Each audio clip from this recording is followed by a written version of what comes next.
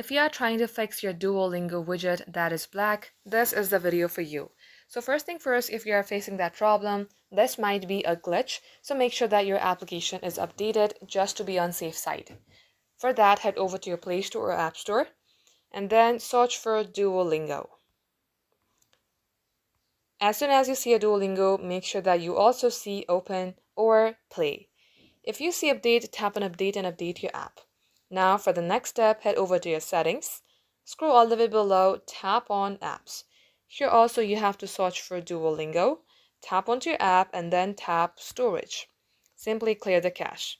If you remember your credentials like the Google account where you are signed in with your Duolingo, you may also go ahead, tap on Clear Data and delete the data.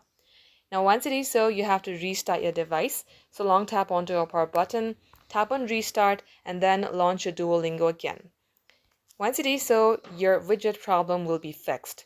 If it's still not working, then you might want to uninstall Duolingo, reinstall again, get logged into your account, and this shall fix your problem.